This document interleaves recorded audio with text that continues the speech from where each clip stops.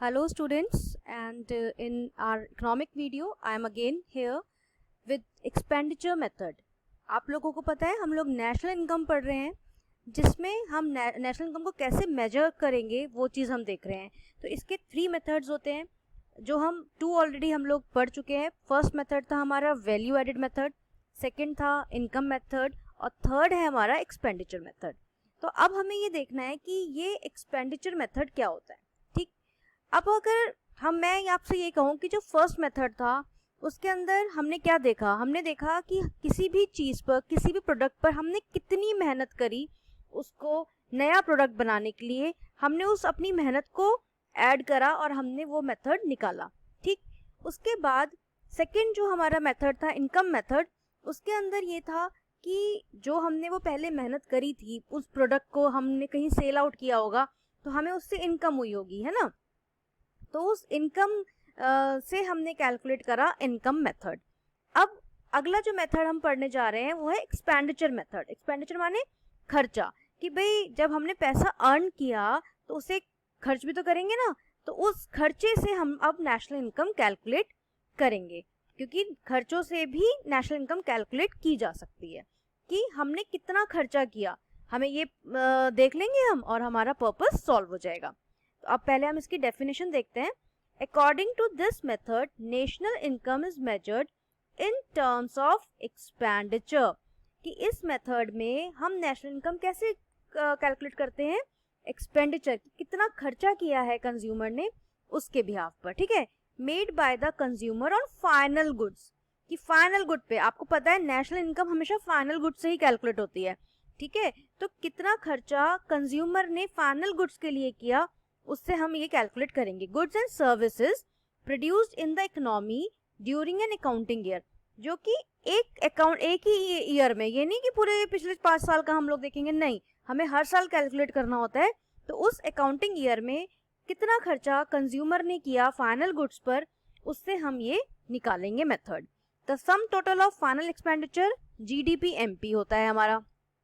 ठीक, तो GDP-MP ही अपने आप में नेशनल इनकम नहीं है. इस मेथड से हम GDP-MP निकालेंगे, फिर हम GDP-MP से नेशनल इनकम निकालेंगे जो कि हमारी होती है NNP-FC.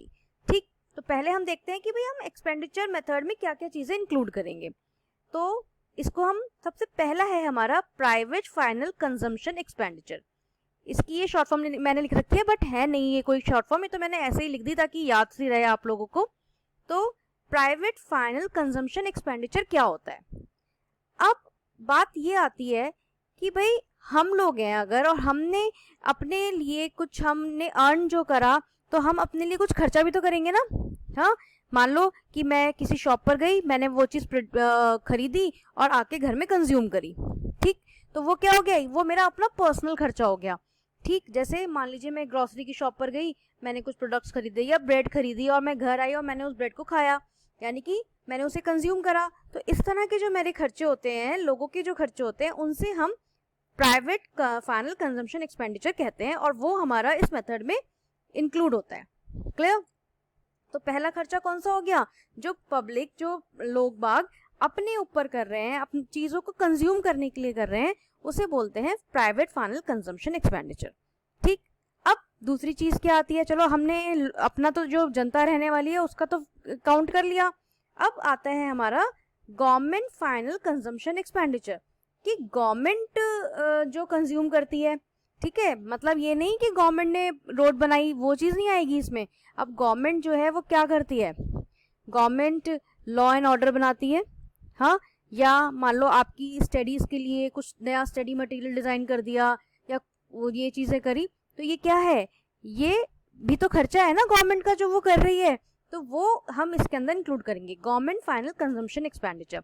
मतलब इसके अंदर कोई ऐसी चीज़ नहीं है कि गवर्नमेंट ने जो बनाई और उसका आउटपुट मिला या उसका एसेट बना, वो कुछ नहीं है. सिर्फ जो कंज्यूम हुई, कि भाई कोई लॉ एंड ऑर्डर बना या कुछ इस तरह का कुछ काम हुआ, तो वो इसके अंदर इंक्लूड होगा. ठीक, अब हम आते हैं हमारी तीसरी चीज़ पर जो है ग्रॉस डोमेस्टिक कैपिटल फॉर्मेशन. अब हमने अपनी बात भी कर ली कि हमने क्या कंज्यूम करा, गवर्नमेंट की बात भी कर ली. ठीक है, तो क्या हम खर्चे सिर्फ कंज्यूम करने के लिए करते हैं कि बस कमाया खाया और छुट्टी, ऐसा तो नहीं करते ना. या ऐसे ही है बस कि रोज का खाना रोज का कमाना?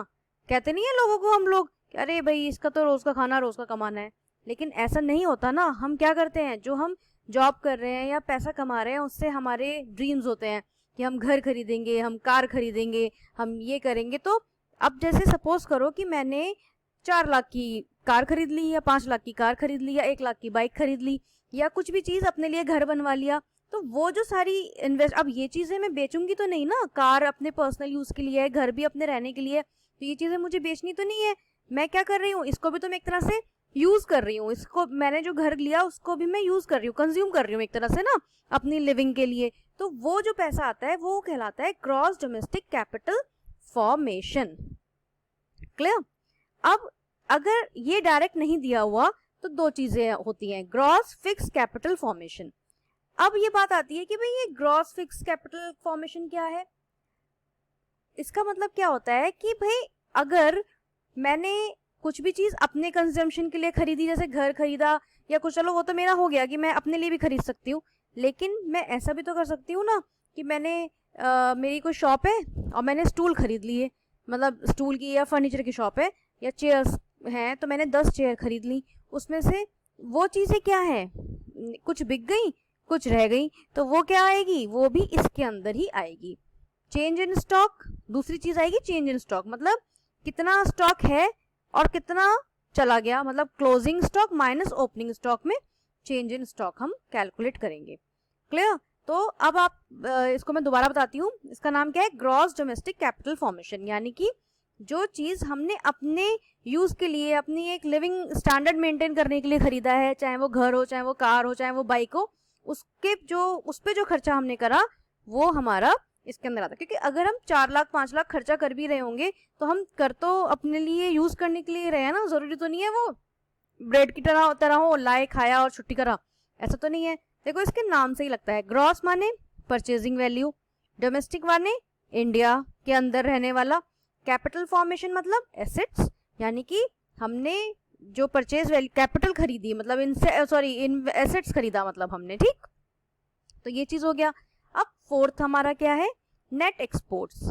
अच्छा, इस ग्रॉस डोमेस्टिक कैपिटल फॉर्मेशन में एक चीज और रह गई, जैसे मान लीजिए ये है ग्रॉस फिक्स कैपिटल फॉर्मेशन। अब मैंने आपको बता दिया कि भाई मेरा हो सकता है कुछ फर्नीचर की शॉप हो जिसके अंदर वो चीजें मैंने लाके रखी हुई है, 4 बिक गई, 6 रह गई या कुछ भी है। तो अगर कभी क्वेश्चन में यहाँ पे नेट होता है, नेट फिक्स कैपिटल फॉर्मेशन होता है, तो आप उसे ऐसे ही ऐड नहीं कर लेंगे, क्योंकि आपको देखना पड़ेगा यहाँ पे ग्रॉस लिखा हुआ है और वो नेट है।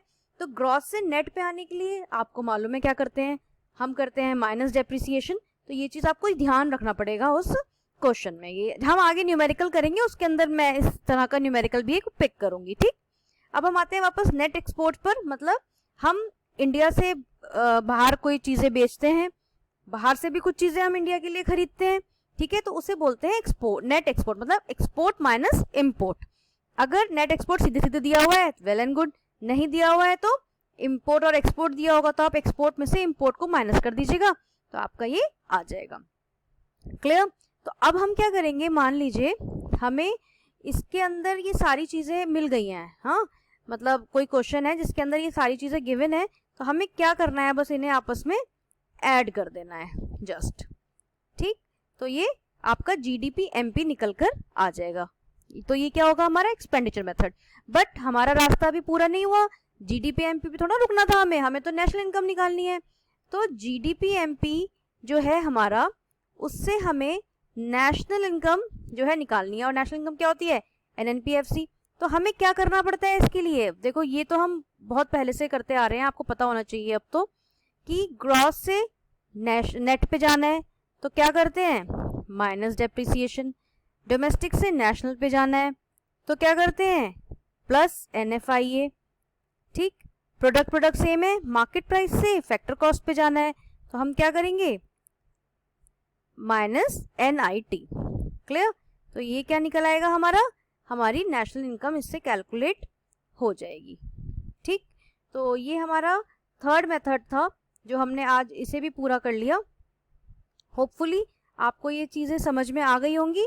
और अब अगर एक बार में आपको ये चीज़ें समझ में नहीं आई तो आप बार बार देखो उनको, क्योंकि जितनी भी ये नई नई टर्म्स आती हैं, जैसे अब इसमें ही बहुत सारी टर्म्स हैं, तो ये एक बार देखने में, या चलो ये आप वीडियो देख रहे हो, अगर क्लास में भी मैं आपको एक बार में बताऊंगी तो आपको लर्न नहीं होंगी, क्योंकि जैसे कहते हैं ना गाते गाते ही गाना आता है हमें, तो ऐसे ही ये सारी चीज़ें बोलते बोलते करते करते ही हमें समझ में आती हैं और हम इनके यूज टू हो जाते हैं। ठीक, तो मेरी आपसे यही है कि आपको जो भी वीडियोस जा रही हैं आप इसे बार बार देखिए, मल्टीपल टाइम्स देखिए, जब भी आपको ये सारी चीज़ें क्लियर होंगी। बिकॉज ये एक तो बहुत ज़्यादा इंपॉर्टेंट चैप्टर है आपका, सबसे ज़्यादा वेटेज का चैप्टर है ना, तो आपको आना तो ज़रूरी है ही है ये चैप्टर, तो इसलिए आप थोड़ा सा केयरफुली इसको देखिए।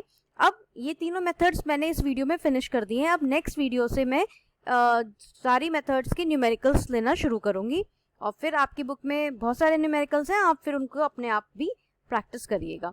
ठीक, इस वीडियो को मैं यहीं एंड करती हूँ। Okay, good bye.